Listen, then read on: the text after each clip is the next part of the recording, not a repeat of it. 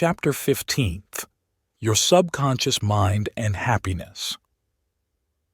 William James, father of American psychology, said that the greatest discovery of the 19th century was not in the realm of physical science. The greatest discovery was the power of the subconscious, touched by faith.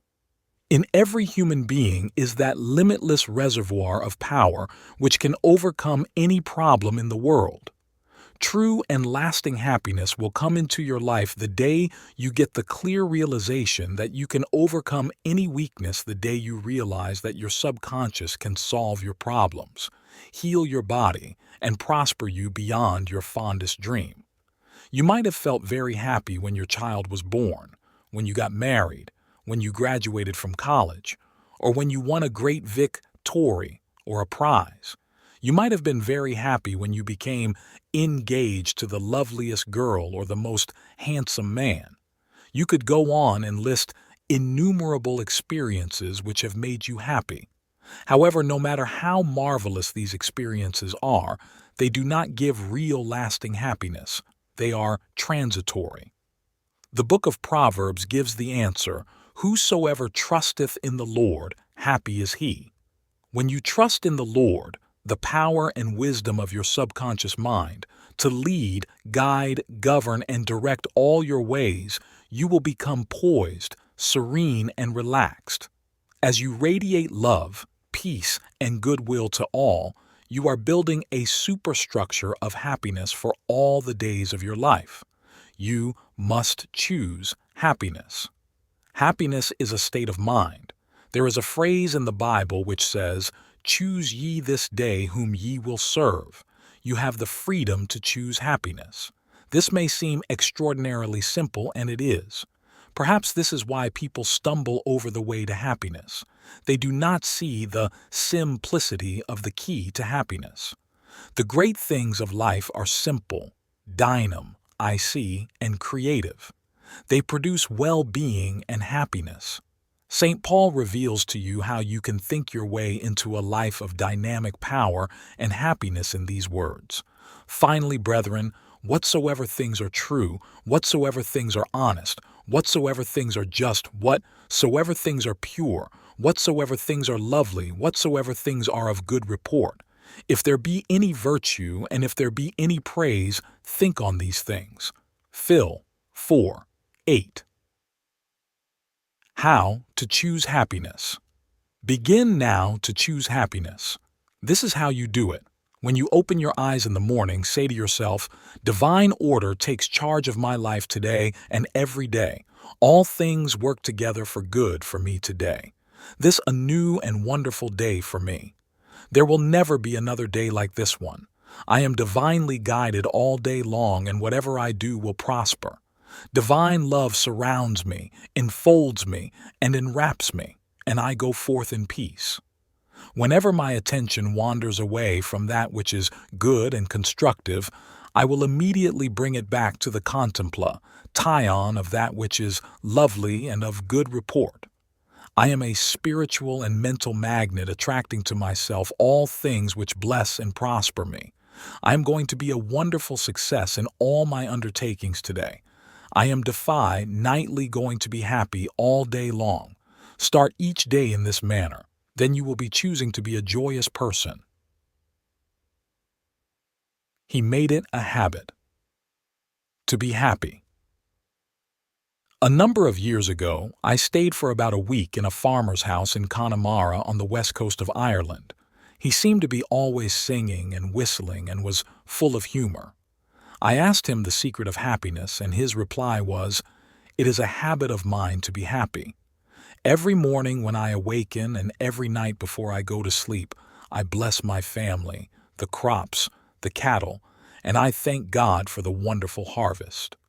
This farmer had made a practice of this for over 40 years. As you know, thoughts repeated regularly and systematically sink into the subconscious mind and become habitual. He discovered that happiness is a habit. You must desire to be happy. There is one very important point about being happy. You must sincerely desire to be happy. There are people who have been depressed, dejected, and unhappy so long that were they suddenly made happy by some wonderful, good, joyous news, they would actually be like the woman who said to me, "It is wrong to be so happy." They have been so accustomed to the old mental patterns that they do not feel at home being happy. They long for the former, depressed, unhappy state. I knew a woman in England who had rheumatism for many years. She would pat herself on the knee and say, "My rheumatism is bad today. I cannot go out. My rheumatism keeps me miserable." This dear elderly lady got a lot of attention from her son, daughter, and the neighbors. She really wanted her rheumatism. She enjoyed her Miss Airy, as he called it. This woman did not really want to be happy. I suggested a curative procedure for her. I wrote down some biblical verses and told her that if she gave attention to these truths, her mental attitude would undoubtedly change and would result in her faith and confidence being restored to health. She was not interested. There seems to be a peculiar mental, morbid streak in many people, whereby they seem to enjoy being miserable and sad. Why choose unhappiness? Many people choose unhappiness by entertaining these ideas. Today is a black day. Everything is going to be wrong. I'm not going to succeed. Everyone is against me. Business is bad and it is going to get worse. I'm always late. I never get the breaks. He can, but I can't. If you have this attitude of mind first thing in the morning, you will attract all these experiences to you and you will be very unhappy. Begin to realize that the world you live in is determined by what goes on in your mind. Marcus Aurelius, the great Roman philosopher and sage, said, "A man's life is what his thoughts make of it." Emerson, America's foremost philosopher, said, "A man is what he thinks all day long." The thoughts you habitually entertain in your mind have the tendency to actualize themselves in physical conditions. Make certain you do not indulge in negative thoughts, defeatist thoughts, or unkind, depressing thoughts. Recall frequently to your mind that you can experience nothing outside your own mentality. If I had $1 million, I would be happy. I have visited many men in mental institutions who were millionaires, but they insisted they were penniless and destitute.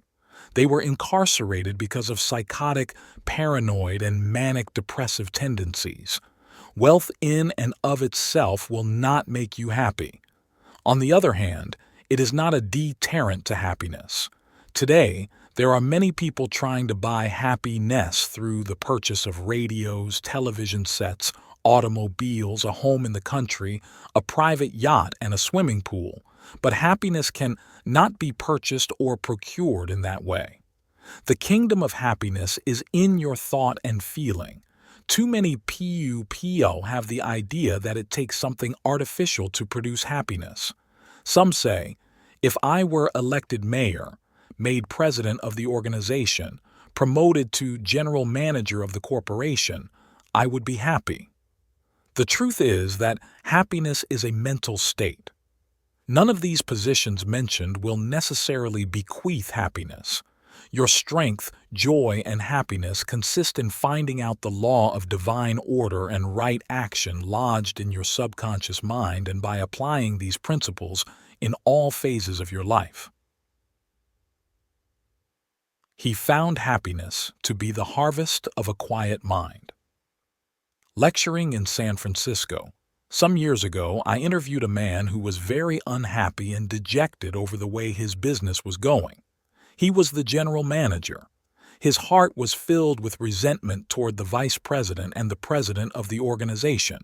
He claimed that they opposed him. Because of this internal strife, business was declining. He was receiving no dividends or stock bonuses. This is how he solved his business problem. The first thing in the morning he affirmed quietly as follows: "All those working in our corporation are honest, sincere, cooperative, faithful, and full of goodwill to all. They are mental and spiritual links in the chain of this corporation's growth, welfare, and prosperity. I radiate love, peace, and goodwill in my thoughts, words, and deeds to my 2 associates and to all those in the company. The president and the vice president of our company are divinely guided in all their undertakings. The infinite intelligence of my subconscious mind makes all decisions through me. There is only right action in all our business transactions and in our relationship with each other. I send the messengers of peace, love, and goodwill before me to the office. Peace and harmony reign supreme in the minds and hearts of all those in the company, including myself. I now go forth into a new day, full of faith, confidence, and trust. This business executive repeated the above meditation slowly 3 times in the morning, feeling the truth of what he affirmed.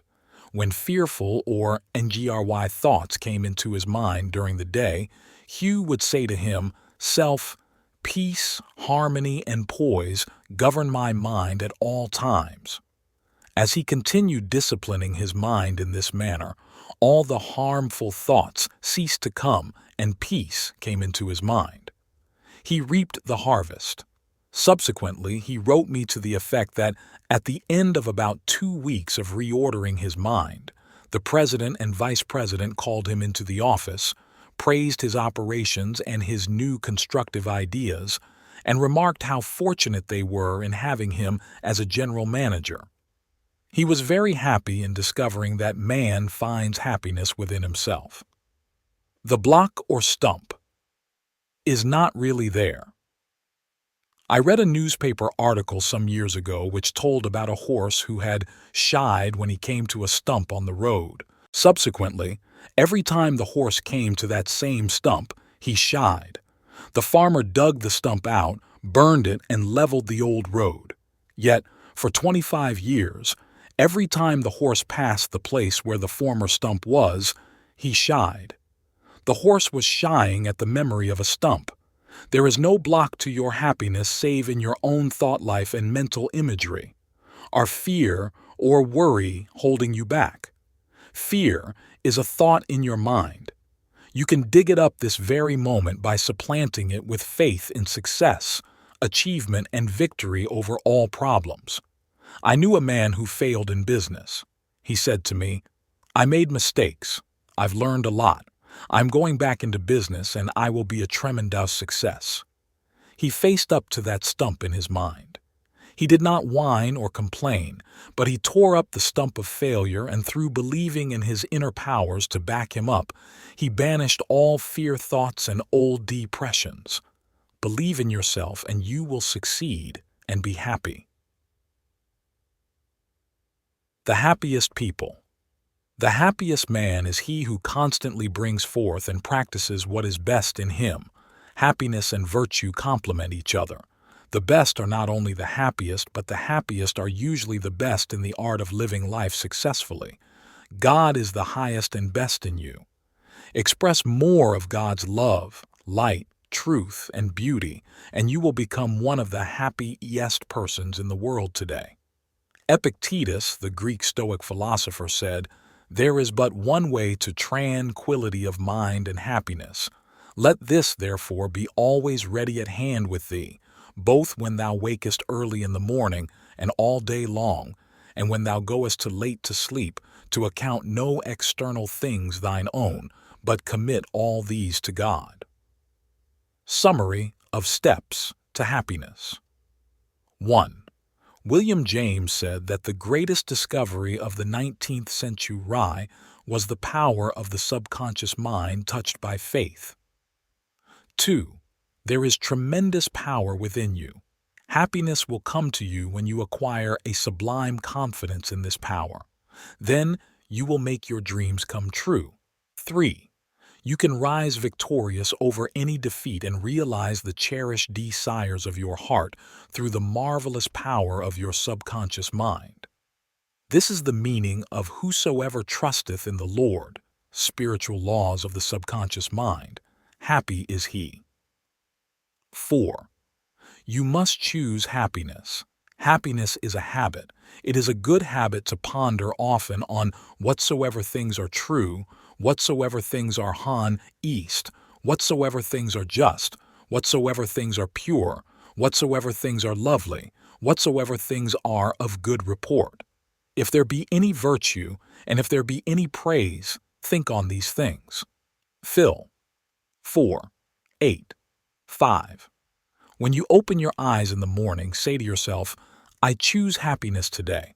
I choose success today. I choose right action today. I choose love and goodwill for all today. I choose peace today. Pour life, love, and interest into this affirmation, and you have chosen happiness. 6. Give thanks for all your blessings several times a day. Furthermore, pray for the peace, happiness, and prosperity of all members of your family, your associates, and all people everywhere. 7. You must sincerely desire to be happy. Nothing is accomplished without desire. Desire is a wish with wings of imagination and faith. Imagine the fulfillment of your desire and feel its reality, and it will come to pass. Happiness comes in answered prayer. 8. By constantly dwelling on thoughts of fear, worry, anger, hate, and fail, you will become very depressed and unhappy. Remember, your life is what your thoughts make of it. 9. You cannot buy happiness with all the money in the world. Some millionaires are very happy, some are very unhappy. Many people with very little worldly good are very happy, and some are very unhappy. Some married people are happy, and some are very unhappy. Some single people are happy, and some are very unhappy. The kingdom of happiness is in your thought and feeling. 10. Happiness is the harvest of a quiet mind. Anchor your thoughts on peace, poise, security, and divine guidance, and your mind will be productive of happiness. 11. There is no block to your happiness. External things are not causative, these are effects, not cause. Take your cue from the only creative principle within you. Your thought is cause, and new cause produces a new effect. Choose happiness. 12. The happiest man is he who brings forth the highest and the best in him. God is the highest and best in him, for the kingdom of God is within.